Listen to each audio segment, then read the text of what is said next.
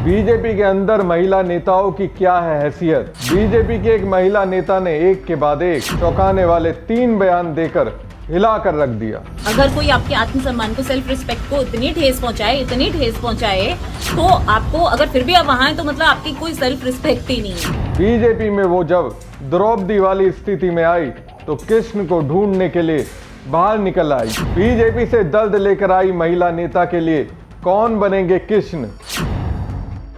राहुल, अखिलेश, तेजस्वी, ममता, केजरीवाल को परिवारवादी कहने वाले पीएम मोदी कितने हैं परिवारवादी। इस महिला नेता ने तो धागे खोल कर रख दिए। न जाने कितने चैनलों ने इन्हें हाथों हाथ लिया, इनके दर्द पर आंख मूंद कर विश्वास किया था। सबूत मांगने की बजाय बस स्पेस पर स्पेस दिया था। यहां तक कि आम आदमी पार्टी के चीफ अरविंद केजरीवाल को भी लपेट लिया था। नेता प्रतिपक्ष राहुल गांधी से लेकर कांग्रेस महासचिव प्रियंका गांधी से सवाल पर सवाल किए थे, लेकिन अब बीजेपी के एक नेता जब मुखर हुई, बीजेपी के नीति निर्माताओं पर सवाल उठा रही हैं, जवाब मांग रही हैं और जवाब नहीं दिया तो डंके की चोट पर इस्तीफा दे रही है, तो मैंने देखा नामचीन एंकरों की जुबान पर ताले लग गए, दिमाग कोमा में चले गया, उंगलियां एक शब्द लिखने को तैयार नहीं है। नमस्कार दोस्तों, मैं हूं परवीन साहनी और आप देख रहे हैं द राजनीति। राधिका खेड़ा और स्वाति मालीवाल, ये कुछ नाम है। बीजेपी के एक नेता शालिनी दुआ दत्ता के साथ बहुत कुछ गलत हुआ, ऐसा नेहा शालिनी दुआ दत्ता का खुद दावा है। अब दोस्तों, राधिका खेड़ा और स्वाति मालीवाल का नाम मैंने क्यों लिया? दरअसल ये खुद को पीड़ित कहती हैं और पीड़ितों के लिए आवाज उठाने का दावा करती हैं, लेकिन इनकी कथनी और करनी में कितना फर्क है, उस पर से नेहा शालिनी दुआ दत्ता ने पर्दा उठाया। बीजेपी की प्रवक्ता रही शालिनी दुआ दत्ता की जुबानी उनके एक के बाद एक 3 बयानों को सुनेंगे तो पूरी तरह से समझ जाएंगे, और ये भी समझ जाएंगे सैटेलाइट मीडिया को आजकल गोदी मीडिया क्यों कहा जाता है। बीजेपी को बाय बाय कहने वाली नेहा शालिनी दत्ता का पहला बयान सुनिए, जो उन्होंने 14 जनवरी को 7:44 पर दिया। जब किसी स्कूल, कॉलेज, कहीं अगर किसी स्टूडेंट की बहुत रैगिंग होती है तो वो पहले अपने साथी स्टूडेंट्स को बोलता है कि मेरे साथ सही नहीं किया जा रहा व्यवहार, तो प्लीज़ मेरी मदद कीजिए। और स्टूडेंट्स को बोलता है वो अपने साथियों को कि कोई तो मदद करे। जब वहाँ से उसे मदद नहीं मिलती फिर वो टीचर के पास जाता है, प्रोफेसर के पास जाता है और कहता है प्लीज़ मैम या सर प्लीज़ मेरी मदद कीजिए। कुछ स्टूडेंट्स, कुछ लोग मुझे बहुत तंग कर रहे हैं, कुछ क्लासमेट्स। टीचर भी नहीं जब सुनती तो वो स्टूडेंट उठ के प्रिंसिपल के पास जाता है और प्रिंसिपल से शिकायत करता है कि प्रिंसिपल सर या मैम प्लीज़ ये स्टूडेंट्स, ये लोग मुझे बहुत तंग कर रहे हैं, आप ही सुन लीजिए। लेकिन यहाँ भाजपा में ऐसा बिल्कुल नहीं है। मैंने सबसे पहले जाके कंप्लेंट करी अपने साथी, जितने भी मेरे साथ और प्रवक्ता साथी थे उनको बोला गया कि मेरे साथ सही नहीं किया जा रहा, मुझे टारगेट किया जा रहा है। जो हमारे मीडिया के प्रभारी हैं या मीडिया देखते हैं, मीडिया हेड जो है वो तंग कर रहा है मुझे। किसी ने नहीं सुना। उसके बाद मैंने सोचा कि मैं जाके अपने अध्यक्ष से कंप्लेंट करूं, उन्होंने तब नहीं सुनी। फिर मुझे लगा अगर दिल्ली प्रदेश की टीम नहीं सुन रही तो शायद नेशनल टीम के बीएल संतोष जी सुनेंगे। मैं उनके पास भी गई तो उनका एक ही बात थी, ना ना ना ना ना ना मैं कुछ नहीं सुनेगा, जाके दिल्ली की टीम को ही कहो। अरे दिल्ली की टीम को ही कहना होता तो आपके पास आने की क्या जरूरत थी? स्टूडेंट बहुत दुखी होता है, तंग किया होता है सबने, तो ही जाके वो टीचर को कहता है। टीचर भी नहीं सुनती तो वो प्रिंसिपल के पास आता है, और प्रिंसिपल भी अगर ना सुने तो कोई कहाँ जाए? बताइए मुझे, वो स्टूडेंट कहाँ जाए? ये हाल है दिल्ली की भाजपा टीम का कि ना वो सुनते हैं और ना राष्ट्रीय टीम में बीएल संतोष जी बैठे हुए ना वो सुनते, और नड्डा जी वो तो टाइम ही नहीं देते कभी मिलने का। तो यहाँ ना स्टूडेंट की टीचर सुनते हैं, ना प्रिंसिपल सुनता है, ना कोई सुनता है, न डीन सुनता है, कोई सुनता ही नहीं है, कोई सुनवाई ही नहीं है महिलाओं की। सबने अपमान किया, किसी ने बोलने की जहमत नहीं उठाई। त्रासदी देखिए खुद को पीड़ित कहने वाली 2 महिला नेता जिसमें राधिका खेड़ा तो कांग्रेस छोड़कर बीजेपी इसलिए आई कि वहां उनके साथ अत्याचार हुआ। वो कहती हैं कांग्रेस से बीजेपी सेफ है, लेकिन ये क्या, नेहा शालिनी दुआ दत्ता के मुताबिक बीजेपी तो अनसेफ है। साथ देना चाहिए ना। आखिर राधिका खेड़ा तो प्रियंका गांधी से लेकर सुप्रिया को इसलिए घेरती हैं, लेकिन अपने पर आई साथ देने की हिम्मत नहीं दिखा पाई। स्वाति मालीवाल ने तो चुप्पी साध ली है।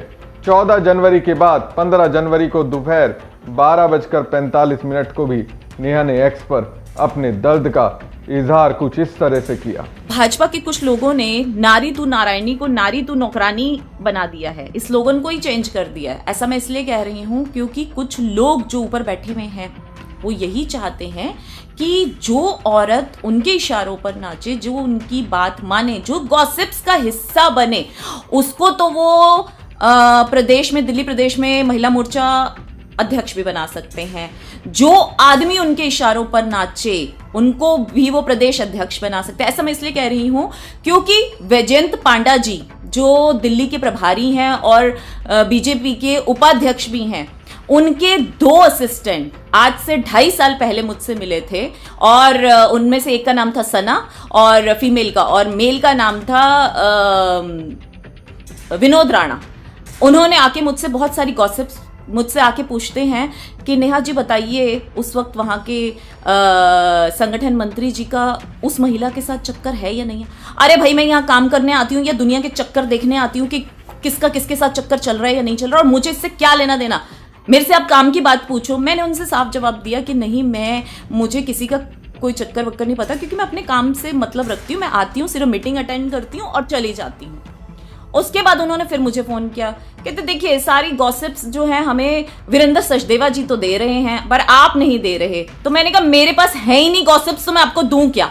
और ये कह के मैंने फोन काट दिया। उसके एग्जैक्ट 2 महीने बाद मुझे प्रवक्ता पद से भी मुक्त कर दिया गया। और सबसे बड़ी बात कि जिन्होंने गॉसिप्स का हिस्सा बने वीरेंद्र सचदेवा जी, उस वक्त वो वहां के उपाध्यक्ष थे, उनको अध्यक्ष भी बना दिया गया। और ये बात उस विनोद राणा ने खुद स्वीकारी, मुझे बोली फोन पे कि आपने तो हमें कोई इन्फॉर्मेशन नहीं दी थी, लेकिन देखिए हमें ऊपर से इतनी इन्फॉर्मेशन मिली, तभी आज वो बंदा कहाँ उपाध्यक्ष था, कहाँ अध्यक्ष बन गया, कहाँ कोई नॉर्मल आपके साथ प्रवक्ता पद पे थी वो महिला मोर्चा अध्यक्ष बन गई। तो इसका मतलब कि जो औरतें गॉसिप्स का हिस्सा बने, जो आदमी गॉसिप्स का हिस्सा बने, जो गलत काम करे, जनता की सेवा ना करें, उनको ये ऊपर के पद देते हैं। और जो जनता की सेवा करना चाहे, जनता के लिए काम करे, दिन रात एक करे, झुग्गी बस्तियों में जाके बसने वाले, मैंने कोई एक बार नहीं, मैं पिछले 9 साल से झुग्गी बस्ती के लिए काम कर रही हूँ, झुग्गी बस्ती की महिलाओं के लिए, जबकि हमारा अच्छा खासा बिजनेस है। उसके बावजूद मैंने कभी ऐसा नहीं सोचा कि मैं झुग्गी की जाके महिलाओं के साथ काम क्यों करूं। लेकिन इनको काम नहीं चाहिए था, इनको गॉसिप्स वाली महिलाएं चाहिए थी। इन्होंने देखा ये क्या बात है, वैजयंत पांडा जी के पीएस ने कहा ये क्या है, ये तो बेकार मतलब औरत है, ये तो सिर्फ काम काम काम, और जहां पैसा लगाना हो बस पैसा लगाते, राजनीति तो इसको आती ही नहीं। और आज भी ये लोग यही बोलते हैं कि इसको राजनीति तो आती ही नहीं। भैया अगर ऐसी इतनी ओझी और घटिया राजनीति होती है तो मैं सच में, मुझे राजनीति नहीं आती। मैं सोशल वर्कर ही अच्छी हूं, लेकिन मैं इतना कहना चाहूंगी, एक औरत का अपमान आपने किया है ना, तो दिल से ये बद्दुआ है। मैं इस वक्त सेल्फी मेरी ये हालत कि मैं इतनी टॉर्चर मेंटली हो चुकी हूं कि हार के मुझे ये सब बोलना पड़ रहा है। ऊपर वालों ने नहीं सुनी, अब वो ऊपर वाला सुनेगा। और कौरवों का भी अंत हुआ था। कौरवों को लगता था हम बहुत बड़ी सेना है, हमारा तो अंत हो ही नहीं सकता, एक द्रौपदी क्या कर लेगी। तो मैं आज यही कहूंगी, इतिहास गवाह है कि जब किसी मासूम औरत के साथ अन्याय होता है ना, तो वो ऊपर वाला सुनता है। नेहा खुद को द्रौपदी, बीजेपी के नेताओं को कौरव और अपने लिए अब कृष्ण की तलाश कर रही हैं। लेकिन बीजेपी के अंदर से किसी भी महिला नेता ने नेहा का साथ नहीं दिया। फिर 15 जनवरी को ही नेहा शाम 4:29 पर भड़ास निकालती हैं। अपने आधिकारिक एक्स अकाउंट पर एक और बयान पोस्ट करती हैं। दिल्ली की जनता आज ये सुन ले कि सबको ये बहुत बड़ा घमंड है कि भाजपा पार्टी छोड़ के कोई नहीं जाता, लेकिन मैंने आज भाजपा को रिजाइन किया है। क्यों? क्योंकि आत्मसम्मान भी कोई चीज है। अगर कोई आपके आत्मसम्मान को, सेल्फ रिस्पेक्ट को इतनी ठेस पहुंचाए तो आपको अगर फिर भी आप वहां हैं तो मतलब आपकी कोई सेल्फ रिस्पेक्ट ही नहीं है। तो अपनी सेल्फ रिस्पेक्ट को मद्देनजर रखते हुए मैंने भाजपा को छोड़ा है, भाजपा से रिजाइन किया है।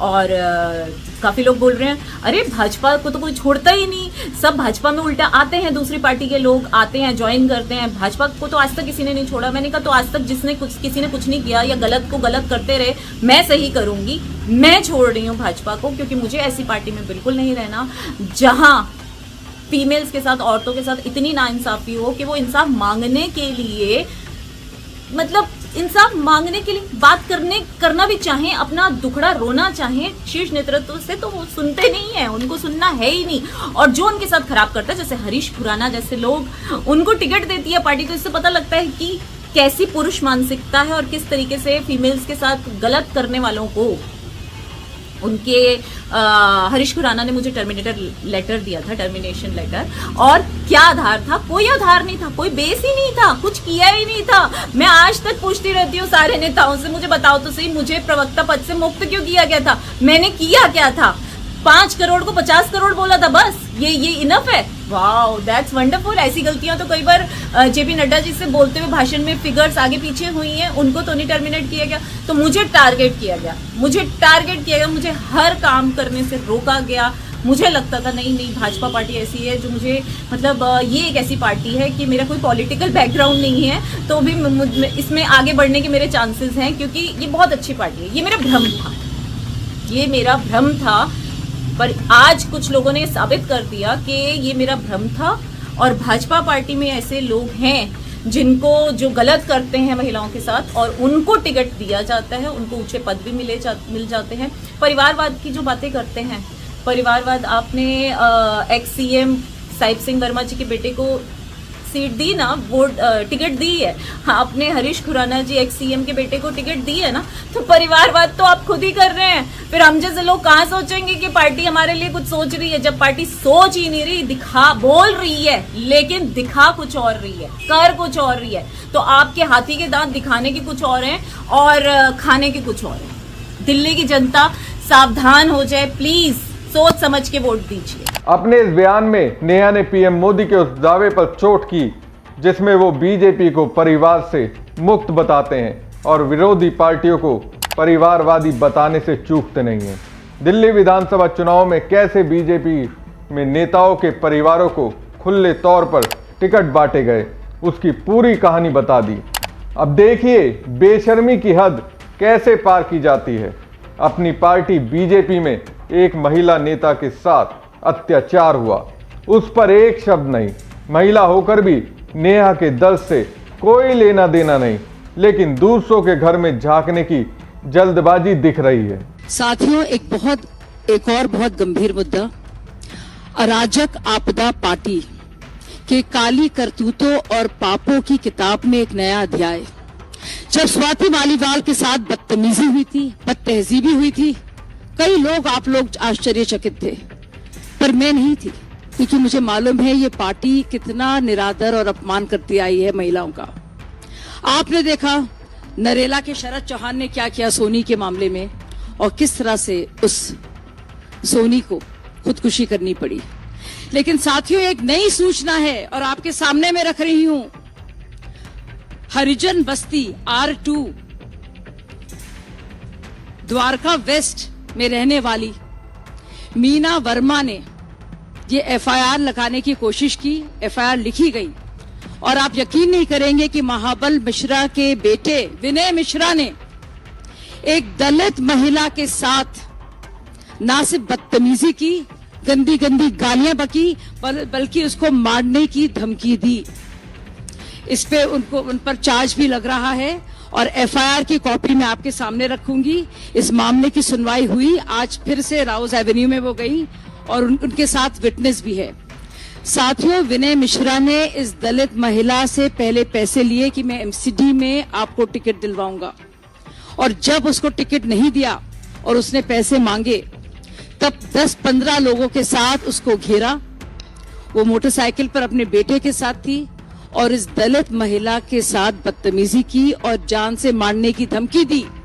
वो आज पहुंची राउज एवेन्यू और बाकायदा विटनेसेस के साथ पहुंची और उसने बताया और मामला दर्ज हो गया है।